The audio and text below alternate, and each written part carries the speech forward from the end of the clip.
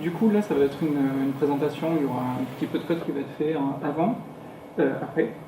Mais d'abord, je voulais présenter rapidement React Native et React.js, parce que présenter React Native sans présenter React.js, ça fait beaucoup de choses d'un coup.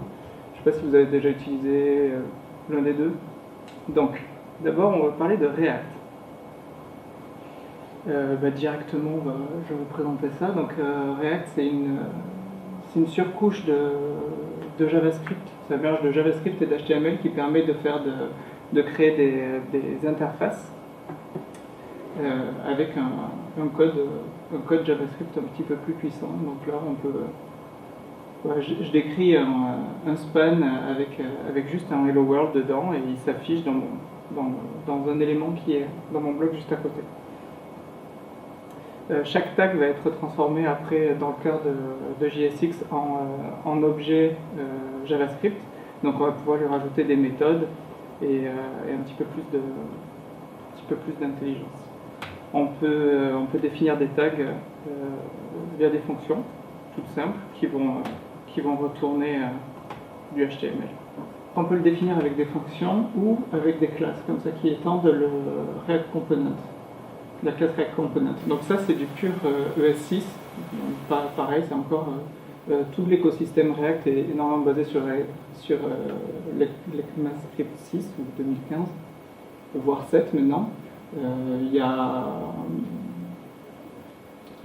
a certaines fonctionnalités qui sont dans ce langage-là qui permettent d'accéder à des fonctionnalités de React beaucoup plus facilement, comme les objets immuables qui vont pas être modifiés et on fera des copies à chaque fois.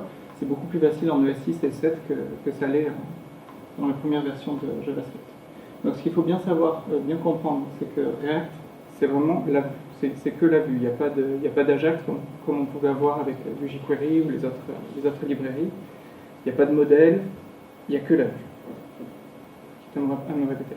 Mais juste une vue, c'est bien, mais il faut quand même injecter des données dedans. Donc pour injecter les données, on va avoir deux façons de le faire. La première façon, c'est avec des propriétés. Donc ça ressemble aux attributs qu'on a sur des tags HTML. Et donc ces attributs vont être injectés directement dans notre composant, ils vont être passés en propriétés. Et après, on pourra les retrouver comme ça. Je l'ai appelé name. Donc voilà, là on peut lui envoyer, donc c'est le parent qui envoie des données à son enfant. On peut envoyer tout un tas de choses comme ça. Je peux même lui envoyer un callback si je veux. Par exemple, hop, on peut faire un clic.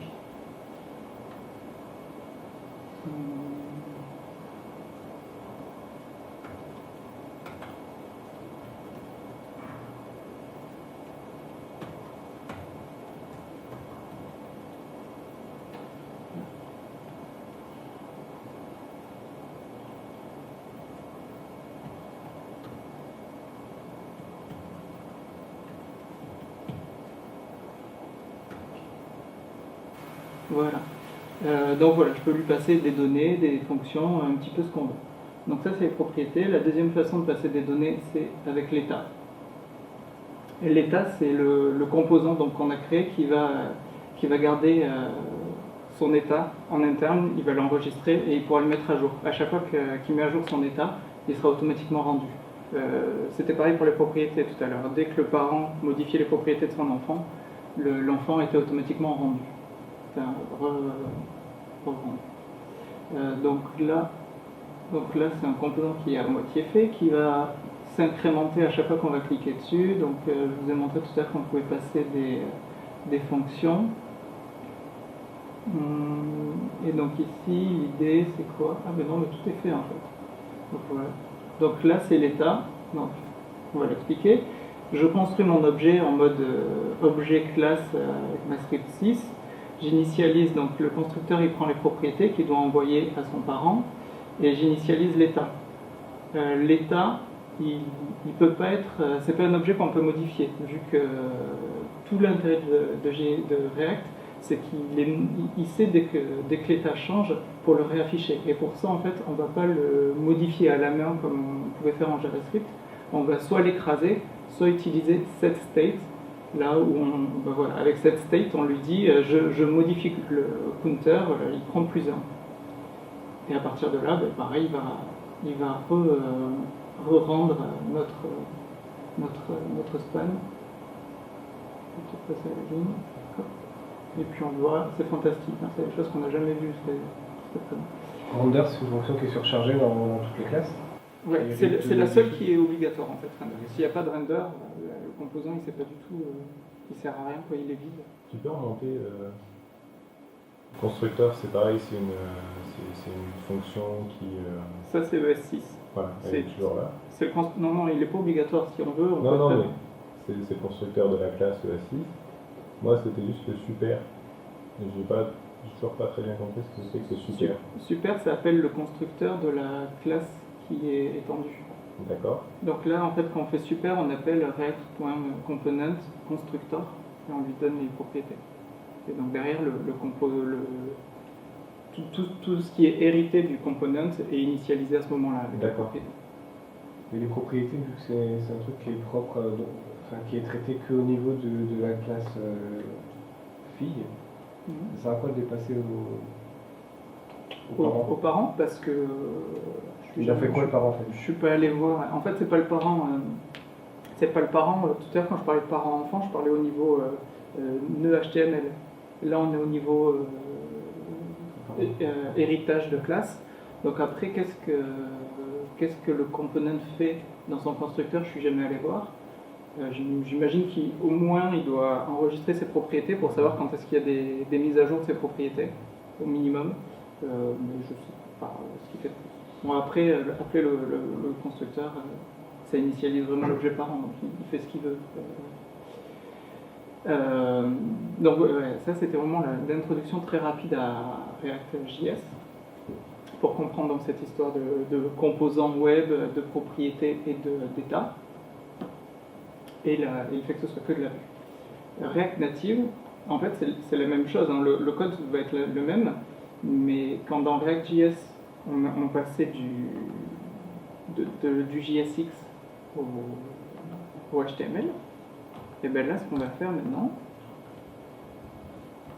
c'est qu'on va passer de JSX à des composants natifs, mais pour des terminaux mobiles, Android, iOS, enfin, iOS à la base, puis Android, et maintenant il y a du Windows, il y a l'Apple TV, il y a même du Ubuntu en ce moment qui arrive. Donc en fait, chaque surcouche va réinterpréter le JSX pour le transformer dans son langage à lui. Donc c'est pour ça qu'il y a React et React DOM par exemple. C'est parce qu'à la base React c'est que le JSX, React DOM c'est pour le HTML et React Native c'est pour le iOS. Donc voilà, ça va par exemple ça va raccrocher nos éléments JSX, view, text, navigator, qu'on va nous faire en forme de XML. Ça va le raccrocher et le synchroniser avec des éléments natifs des terminaux mobiles. Les views et les textes, par exemple, c'est du pur natif. Donc c'est en ça que c'est pas ça change par rapport à ce qu'on avait l'habitude de faire avec du Cordova, où c'était du web qui était interprété dans un navigateur. Là, c'est vraiment du natif. Donc il y a tout le cœur qui est en JavaScript. Et après, avec une histoire de connexion socket entre par exemple en iOS, il y a le React iOS et le JavaScript qui discutent. Et à chaque mise à jour, le JS dit à React, met à jour ce composant, le texte a changé, ainsi de suite. Et c'est du natif, toute la couche vue, c'est du natif. Donc les perfs sont vraiment meilleurs. Les perfs sont natifs. Et après, le JavaScript, lui, il est même threadé selon les appels réseau.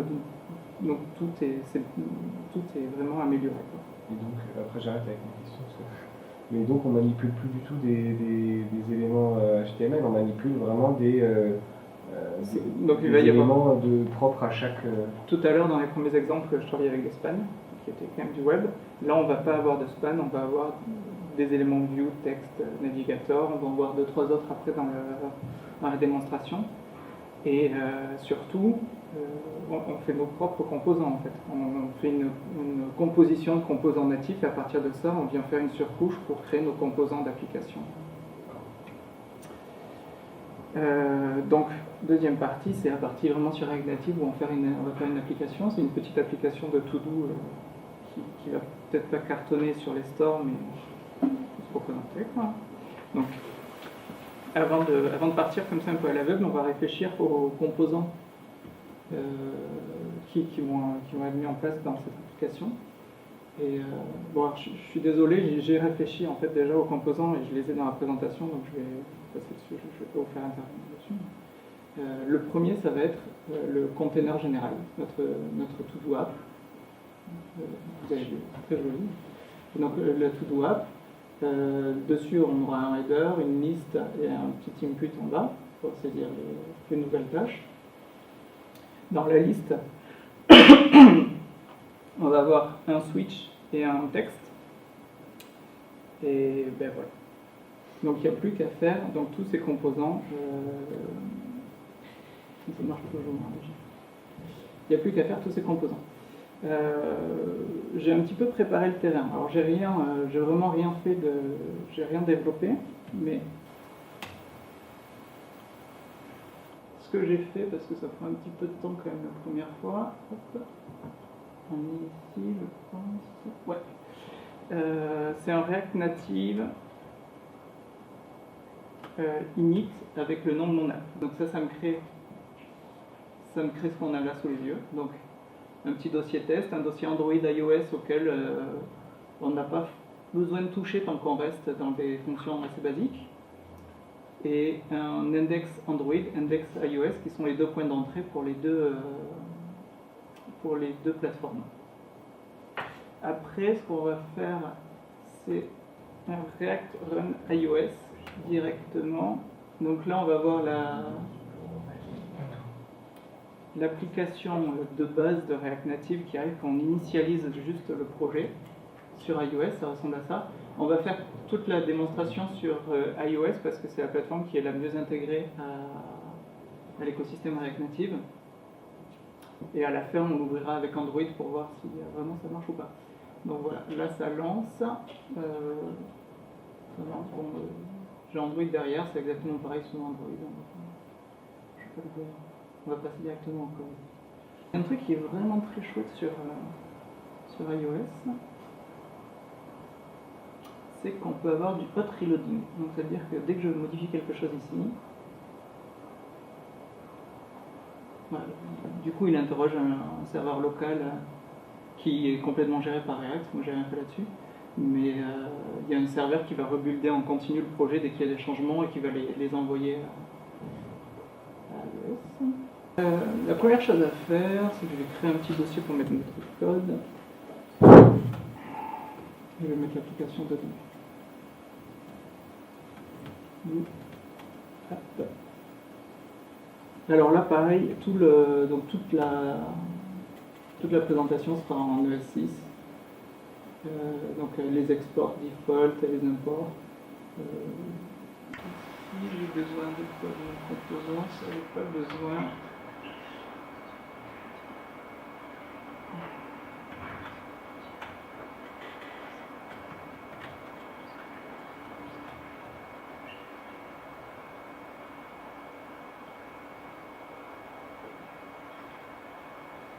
Donc ici, ce qui est important, c'est le app registry, qui est le point d'entrée entre React et notre code. C'est lui qui va enregistrer notre application en fait dans le moteur de React. Et je veux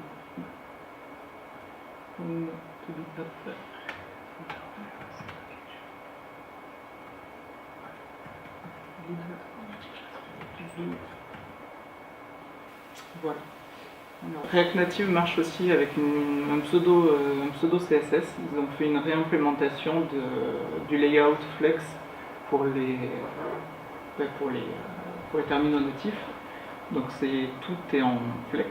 La différence avec il y a plusieurs différences et il faut un petit peu tester et bidouiller avant d'avoir vraiment le rendu qu'on veut. En Flex de la table.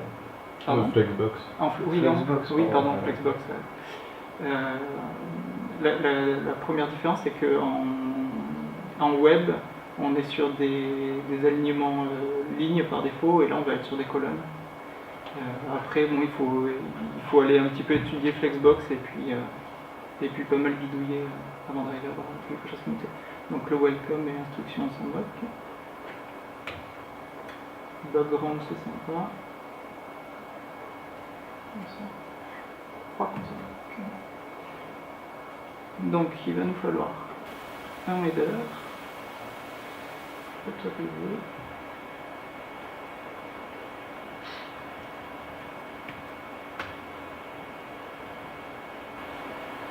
Partir plus compliqué. Et un petit. Je crois que j'ai. Ok. Bon, le header, on va faire simple. Donc, React est toujours nécessaire. React Component aussi, vu que tout hérite de lui.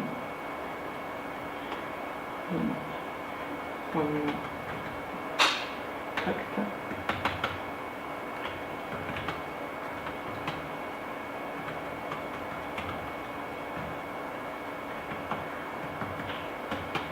Okay. Donc, comme on disait tout à l'heure, la seule fonction qui est obligatoire ici, c'est le render.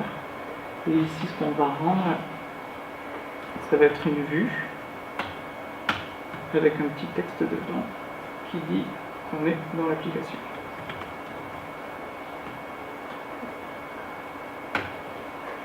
Donc là, en gros, si je résume le truc, tu es Ouais. en train de créer ton module que tu vas exporter, ton Ouais. module ES6, que tu vas exporter et que tu vas réimporter après dans tes points d'entrée iOS et Android comme étant le module header.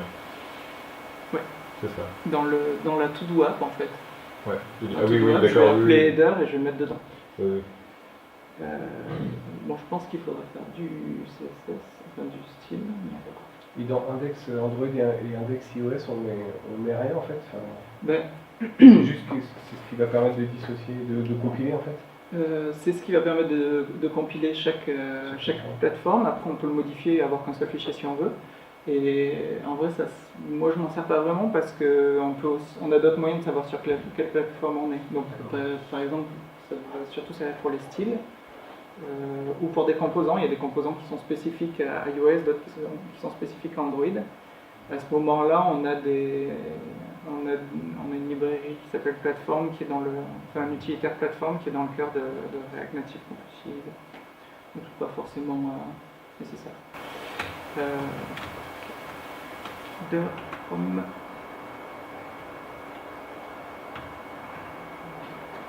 header.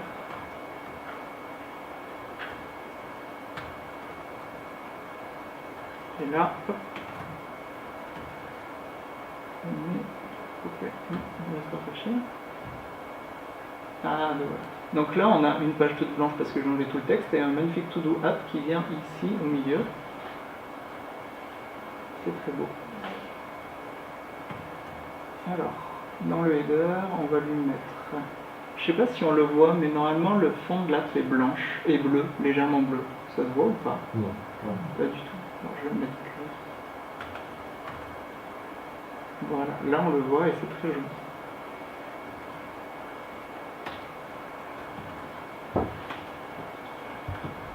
Donc, on va créer notre première feuille de style.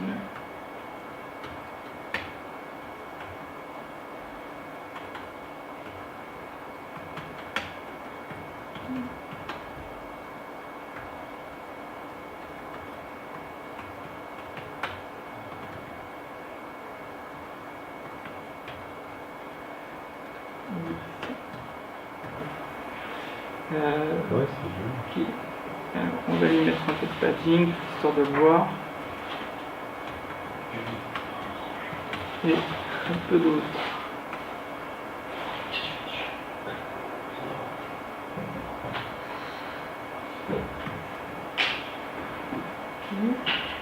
Ici, lui, on va Systems.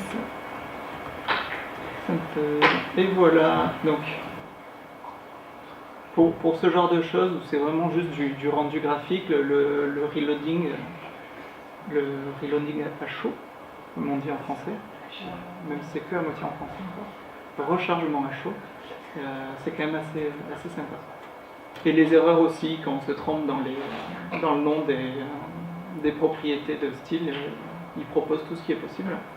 Une autre chose en debug qui peut être chouette aussi, c'est qu'on a un debug JS remotely, où on va ouvrir du coup le debugger de Chrome. Ici, on peut voir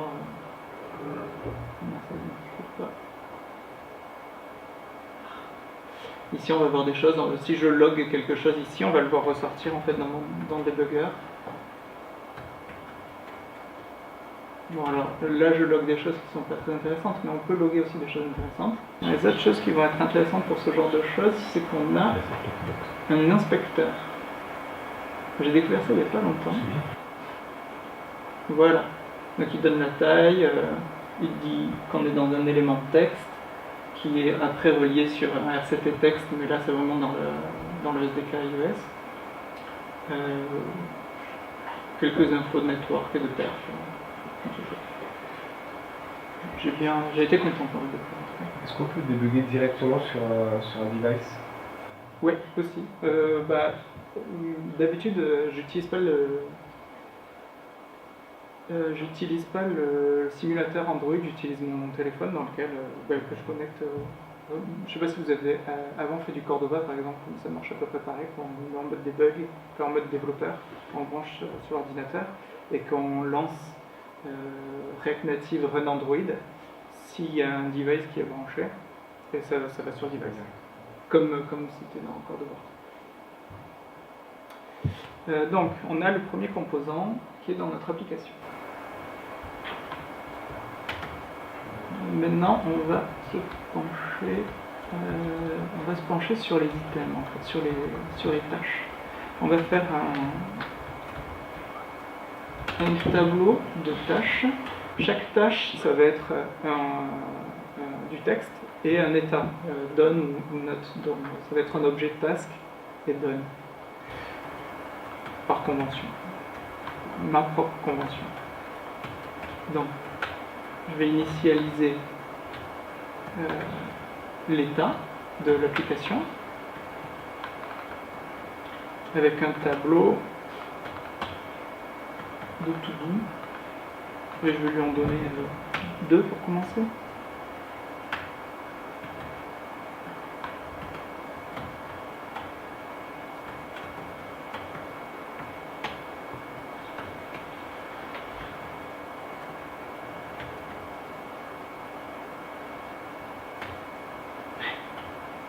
Je vais inverser.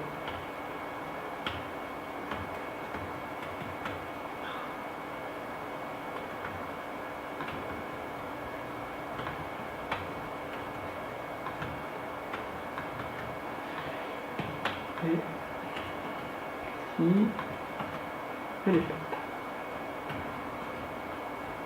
Ok, ça c'est quoi? C'est ça. Ça c'est ça. Top, très bien indenté. Un truc, ouais, voilà. Ok, donc j'ai une liste de tâches, j'ai un état. Il ne me reste plus qu'à y rajouter des choses et en inventer. On peut commencer par la liste, c'est plus intéressant. Donc la liste, on va commencer même par les items de la liste.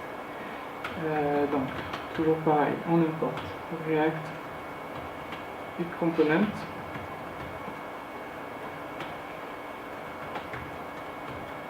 React. On va utiliser donc un élément natif qui s'appelle le switch. Texte. React native. Default. Le composant switch, il est générique, il est iOS et Android. Ouais, mais c'est pas le même du coup. Ouais, il a le skin propre. Ouais. Mais comme les inputs texte. Maintenant, dans Android, par défaut, il y a une petite bordure sous les textes, sous les inputs. Donc, par default, text component.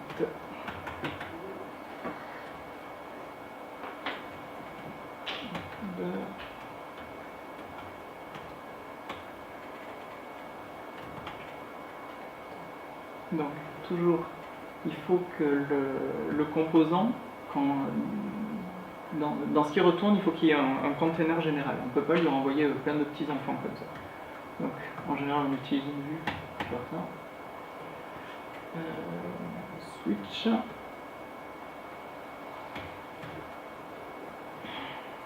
Ouais, le view, enfin moi, comme en tout cas je l'ai compris que j'utilise, c'est le div. Oui. View, ça va être div et texte span, quoi, en gros. Les deux composants de base. Donc le switch, il a une propriété unchange. Il va en avoir une autre, c'est value. Donc il faut que je crée une fonction. Change.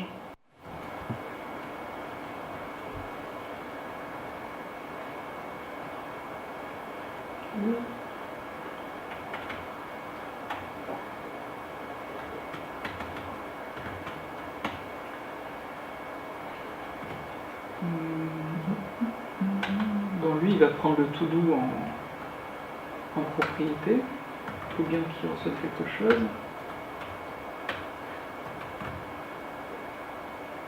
Oups.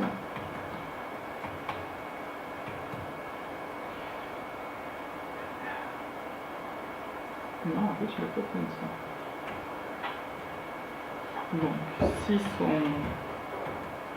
ça tout doux, merci, et donne,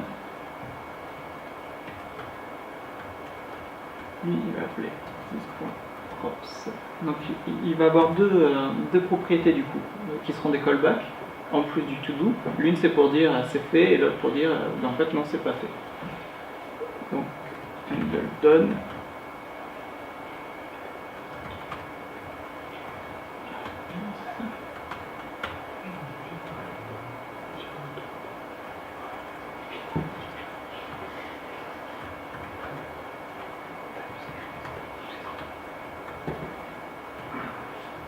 Ok, et la value,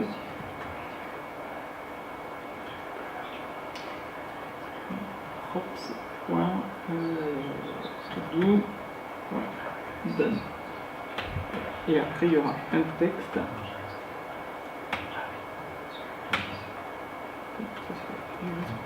Ops.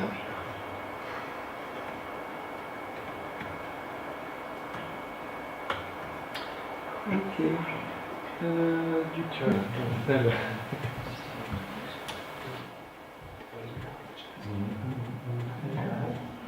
Liste.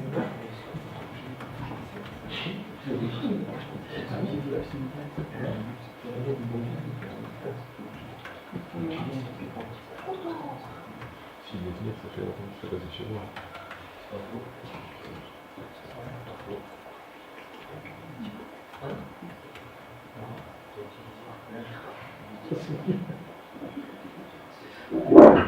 En fait, je pense que vu le temps, la liste d'items, je vais la récupérer, on va passer sur l'input comme ça. Allez, dans la liste d'items, il n'y a même pas de CSS, il n'y a rien. Par contre, on utilise une liste view qui est encore un composant natif ça permet d'avoir des listes avec des milliers d'entités dedans et ça va les gérer par paquet d'items, ça va les charger, les décharger comme il faut pour qu'on ait toujours un rendu le plus fluide possible. Donc notre liste view utilise du coup une autre classe interne qui s'appelle un data source. Ce qu'il faut comprendre, c'est que on va charger nos to-do dans ce data source et on va les filer après à notre list view. Et le list view, tout ce qu'il prend, c'est notre list item, qui s'appelle toujours list item. List item, donc on lui passe to do, done, not done. Est-ce que je vais changer ces noms? Handle, oui, je les ai changés.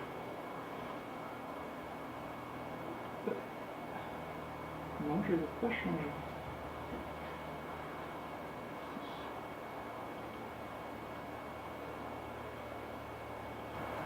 Par défaut, dans dans React, il n'y a vraiment aucun moyen d'envoyer des événements à l'extérieur comme ça. Donc c'est vraiment c'est chaque composant qui discute avec son parent et son enfant. Si j'ai le temps, on discutera de façon d'améliorer ça. Donc ici, il ne reste plus normalement qu'à aller appeler notre to-do list dans notre app. Ici.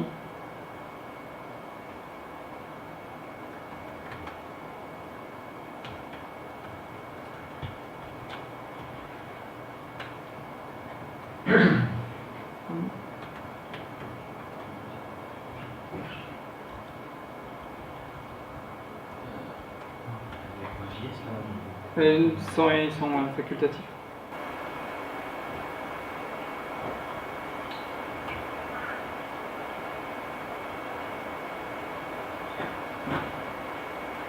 Ah, quelque chose qui s'affiche.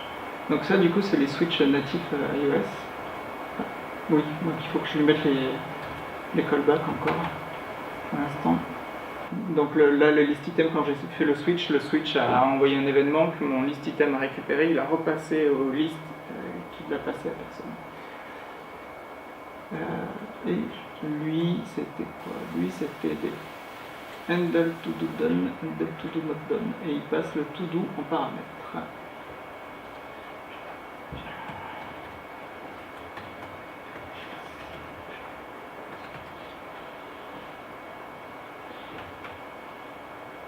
To do done.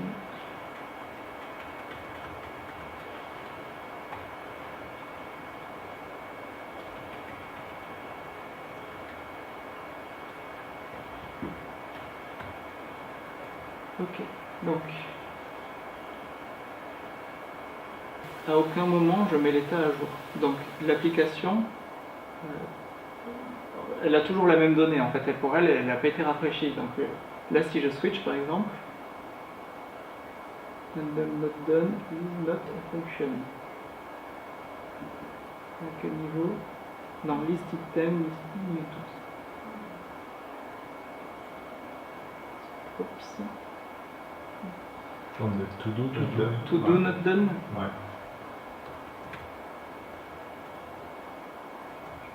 Aussi. Donc voilà, on y revient. Pour l'instant, dans TodoApp, dans ces deux fonctions, je fais rien.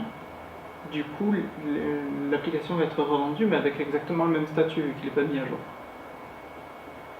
Et du coup, vu que dans mon list item, hop, ici, le switch, je lui donne sa valeur en dur. C'est la valeur, est-ce que le to-do est marqué comme done ou pas? À aucun moment je le marque en done.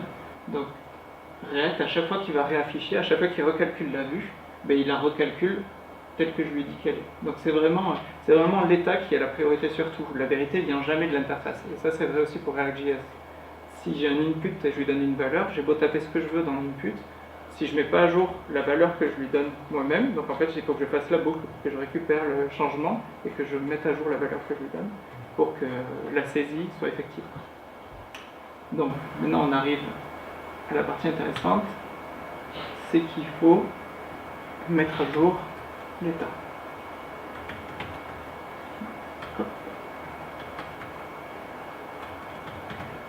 Comme je disais tout à l'heure, je ne peux pas simplement aller chercher dans ma liste des to-do ce to-do là et mettre le done, le passer true à false. Donc je vais devoir aller chercher, je vais devoir aller cloner en fait mon tableau et le réinjecter après dans l'état. Ça c'est pareil, il y a aussi des outils qui existent pour le faire simplement, dont Immutable, qui est une des librairies de Facebook, qui est vraiment basé là-dessus, sur le fait de modifier des données qui normalement ne sont pas modifiables. En fait, à chaque fois, ça va les cloner. Tout 12.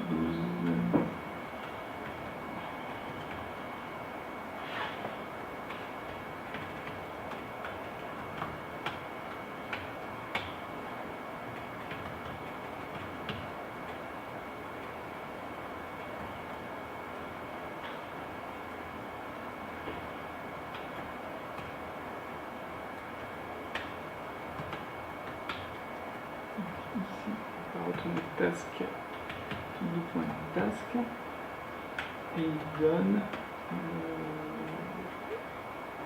on est dans done, dans le trou.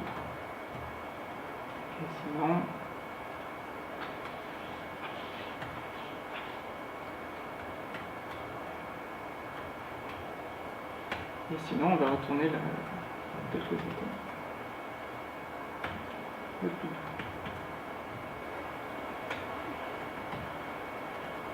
Set state, donc là je mets à jour mon état en faisant comme s'il n'y avait pas d'erreur à côté.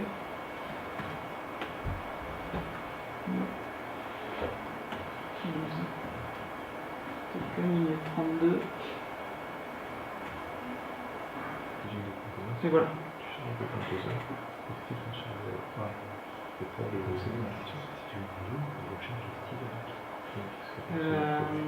Maintenant, il nous reste l'input à faire.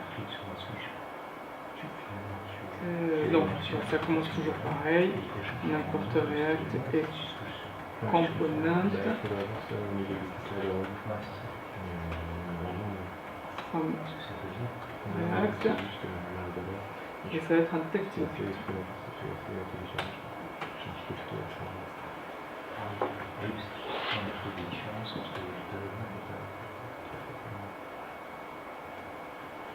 From React Native. Expose en étant toujours component.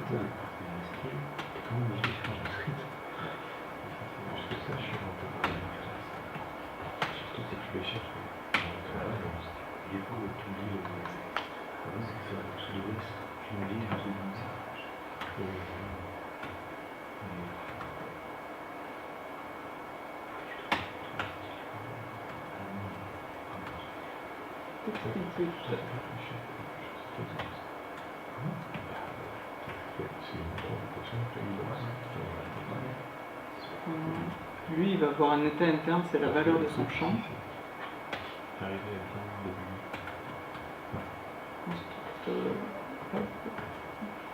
prend les propriétés, il les envoie au composant.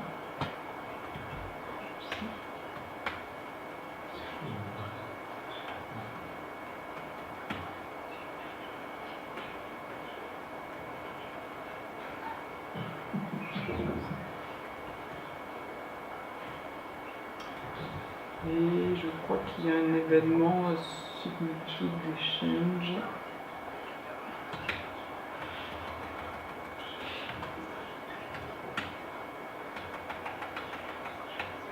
C'est ça. Donc il y a unChange. Il ira mettre à jour la valeur.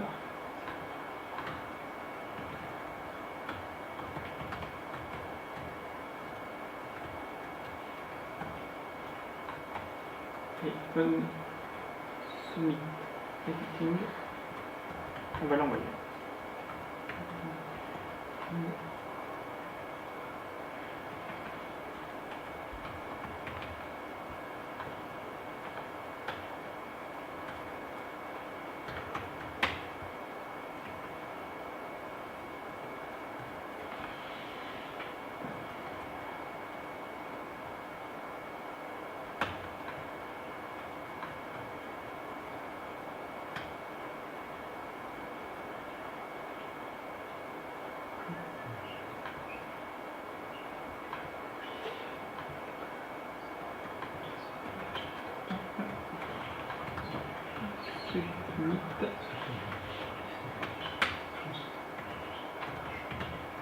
New to do. Donc là, on va passer le texte de la tâche. Texte, et on va le réinitialiser.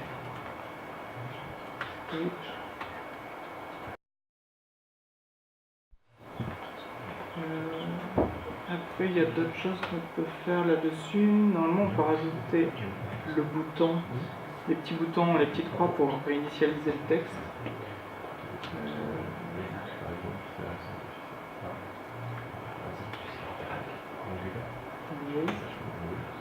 Et on va le laisser comme ça pour l'instant. On va aller le mettre sur notre application.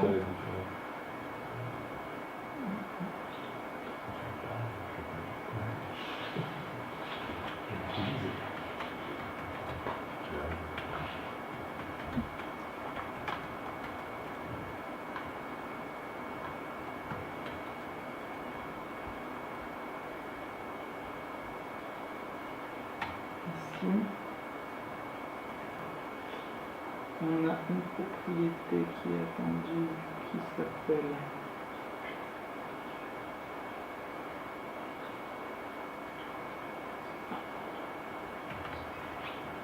handle new to do. Et à partir de là, on va pouvoir ajouter des to-do, les marquer comme achevés ou revenir dans leur état inachevé. Voilà.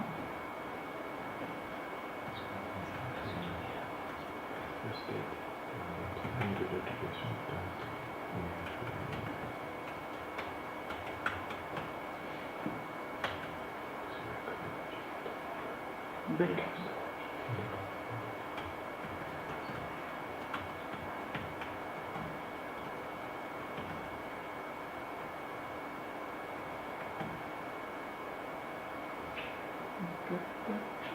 Concat, normalement, Concat va retourner un nouveau tableau. Donc c'est parfait. Et task égale task.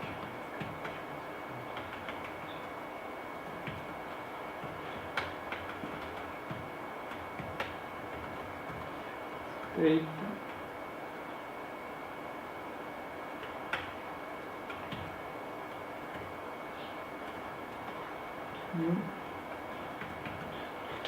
Ok. Alors, est-ce que tu veux bien faire quelque chose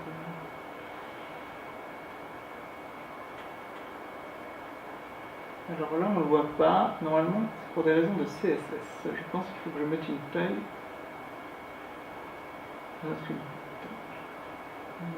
De style.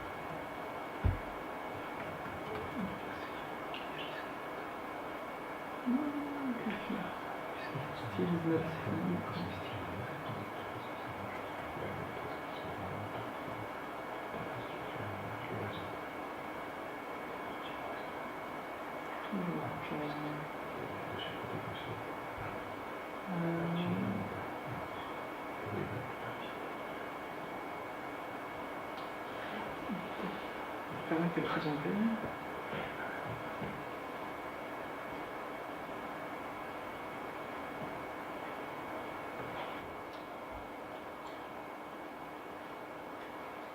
Fantastique. Ça mériterait un petit peu plus de style, je pense. Mais globalement, l'idée, c'est ça. On a des to-do, on peut les marquer en done ou en not done, et derrière les warnings, on a un input pour ajouter des champs. On peut aussi rajouter un petit bouton ici, si vous voulez, ou passer à une phase de questions si vous en avez. Ah, si. Quand même, on peut la tester avant sur Android, pour voir si la promesse est tenue. Native, vous le voyez là? Native, run Android. Je l'avais démarré tout à l'heure.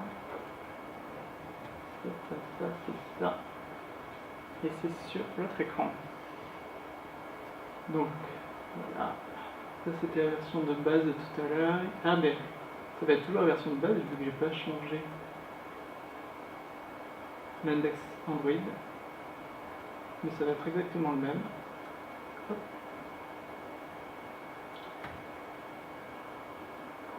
Et voilà. Donc là, c'est... Ah bah tiens, les switches sont à droite. Donc l'input là avec le trait, c'est Material Design. Bon, ça se change dans les settings de l'application, on peut enlever le trait. Et c'est les switches natifs aussi, du coup, qu'on reconnaît. Voilà.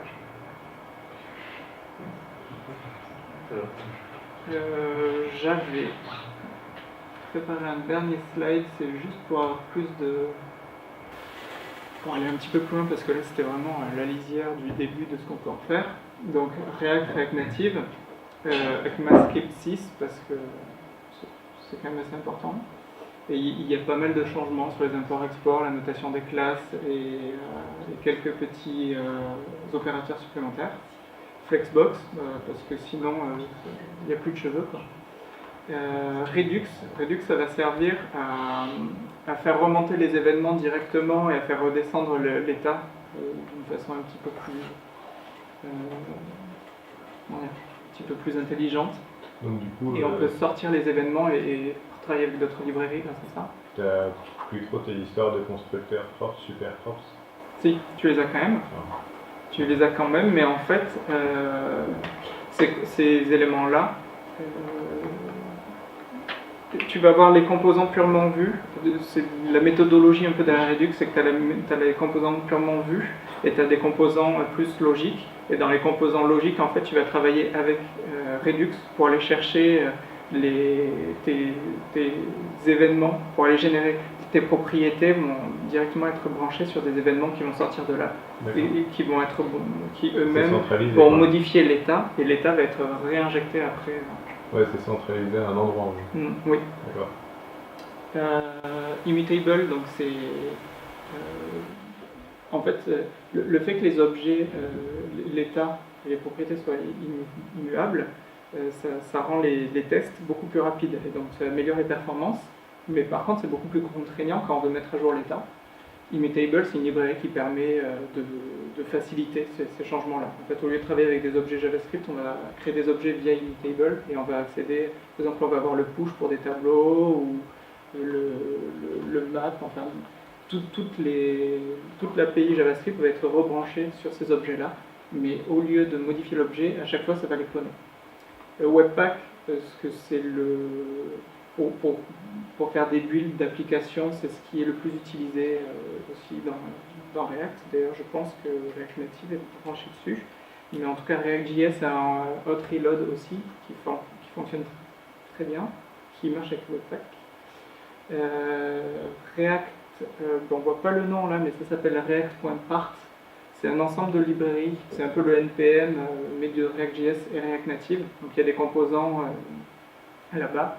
Ce qui est intéressant, c'est que ça va être des composants aussi qui ont des pendants iOS, Android. Donc les gens ont fait du vrai développement natif web de plateforme avec des branchements JavaScript, React, comme il y avait pour Cordova. Et je pense que c'est...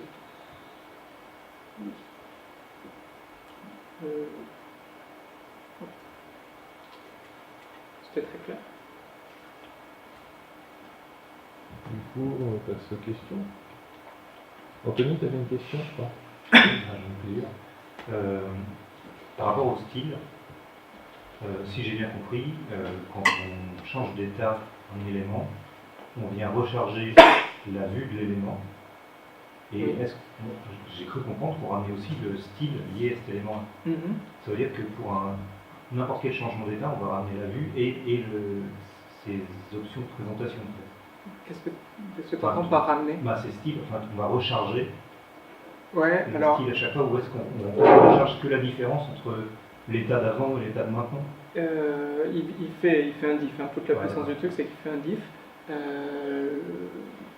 J'ai regardé en préparant cette présentation pourquoi on utilisait le style sheet dans la librairie, parce que normalement on n'est pas forcé de l'utiliser. En fait, style sheet va faire en sorte qu'il y ait le moins de redondance possible. Donc il va un peu identifier ses propriétés pour ne pas recharger ce qui n'est pas nécessaire. Et du coup, il y a moyen de faire des styles à côté? Ah oui? Autrement que comme ça? Oui. Dans un autre fichier, tu veux dire? Ouais. Oui, tu peux les charger et les injecter dans ton stylesheet.create. D'accord. Après, il y a d'autres classes qui existent maintenant plus pour les intégrateurs. Plus d'autres librairies comme je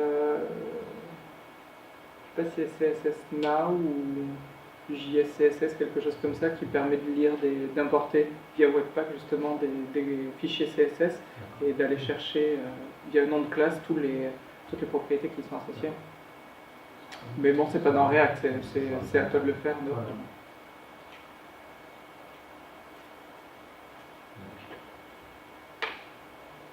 Du coup, moi j'ai une question, mais on s'était posé la même question avec Anthony. En fait, quand dans Cordova, pour sauvegarder l'état d'une application ou afin d'avoir des données persistantes, tu vas utiliser des technologies HTML5 comme le Cal Storage par exemple, ou alors comment ça s'appelle, enfin, la base de données existe aussi.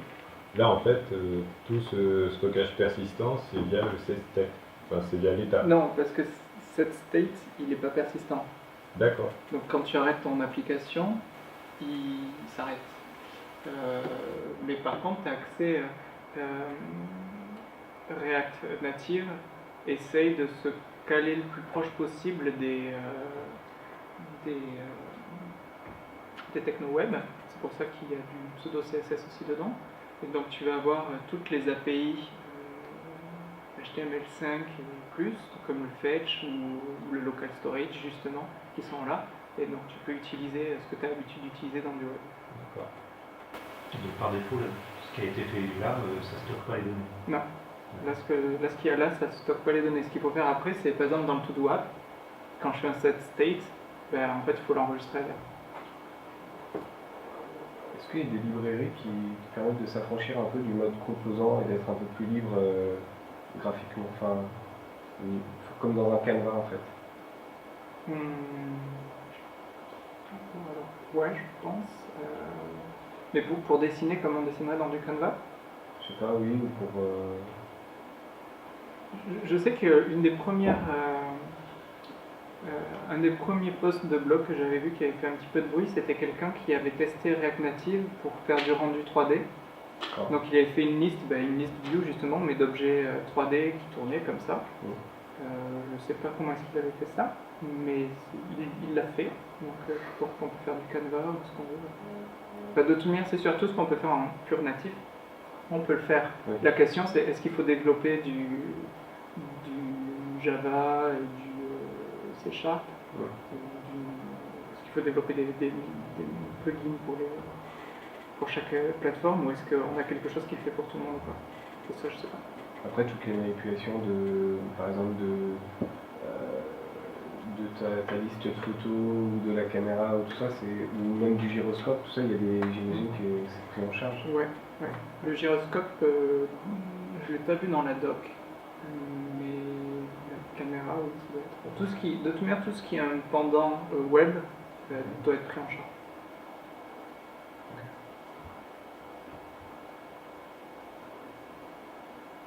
J'ai une autre petite question, si personne... Je crois que ça se bouscule pas.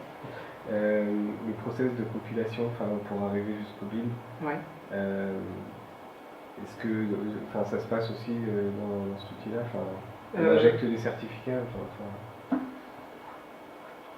Le process pour iOS, on va forcément passer par Xcode. Ok. C'est-à-dire qu'on ne peut pas développer sur PC? Non, pas pour iOS. De toute manière, pour iOS, quelle que soit la solution, on ne pourra pas développer sur PC. On ne pourra pas faire un build iOS. Avec R. Avec R, on le fait. Ouais, mais du coup, ça se passe comment? C'est un peu compliqué, mais... Ouais. Et il faut pas passer par un serveur ou un service en ligne ou rien du tout? Non, avec un outil...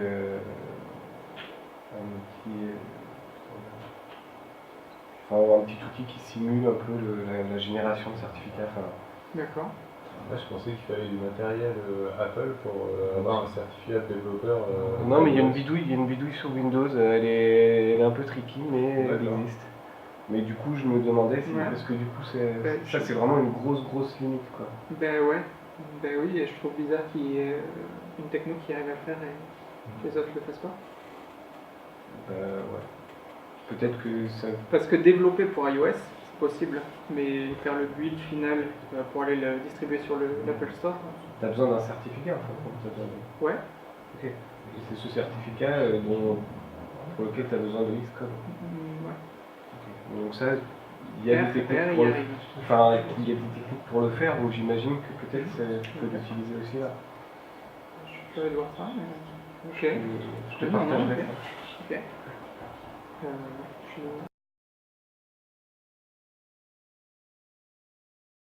C'est un peu le même délire. Non, et c'est très clairement dit sur le site de présentation. Ils demandent pour aider un petit peu à démarrer avec React Native sur leur site. Il demande sur quelle plateforme on est, sur quelle plateforme on veut construire, et dès qu'on choisit autre chose que iOS, OS X est plus disponible. Donc clairement, ils disent que c'est pas supporté.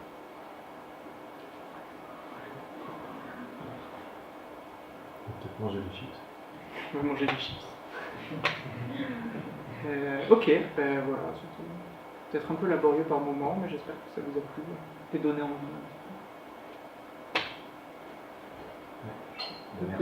Merci. Merci. De rien.